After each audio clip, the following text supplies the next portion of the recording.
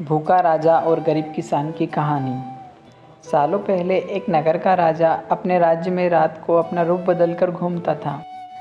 वो रूप बदलने के बाद लोगों से मिलकर अपने यानी राजा के बारे में जानने की कोशिश करता और उनकी समस्या को समझता था।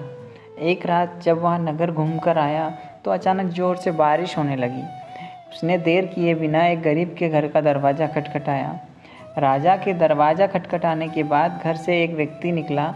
वह एक गरीब किसान था जो अपनी पत्नी और बच्चों के साथ रहता था।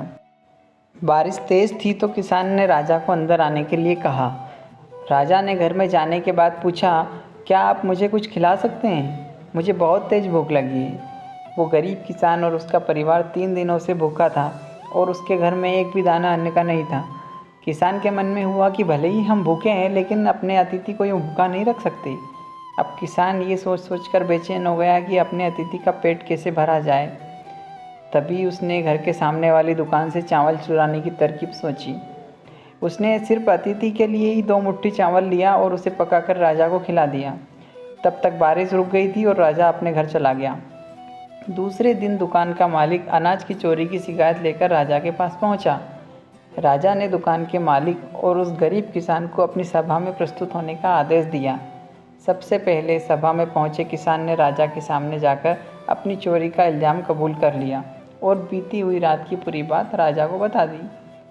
किसान राजा से कहता है कि मैंने चोरी की लेकिन मेरे परिवार ने उस अनाज का एक निवाला भी नहीं खाया। गरीब किसान की बातें सुनकर राजा बहुत दुखी हुआ और उसने किसान को बताया कि अतिथि के रूप में मैं स्वयं तुम्हारे घर आया था। इसके बाद राजा ने सभा में पहुंचे दुकानदार से पूछा कि क्या आपने अपने पड़ोसी को चोरी करते हुए देखा है?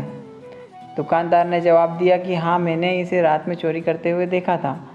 दुकानदार की बात सुनने के बाद राजा कहता है कि इस चोरी के लिए मैं पहले जिम्मेदार हूँ और फिर दूसरा तुम हो, क्योंकि तुमने अपने पड़ोसी को अनाज की चोरी करते हुए देखा मगर कभी उसके भूखे परिवार को नहीं देखा। तुम अपने पड़ोसी होने का धर्म बिल्कुल नहीं निभा पाए। इतना कहने के बाद राजा ने दुकानदार को सभा से जाने के लिए कह दिया और किसान की अतिथि निष्ठा भाव को देखकर उसे 1000 सोने के सिक्के इनाम के रूप में दे दिया। फिर वो वहाँ से चला गया।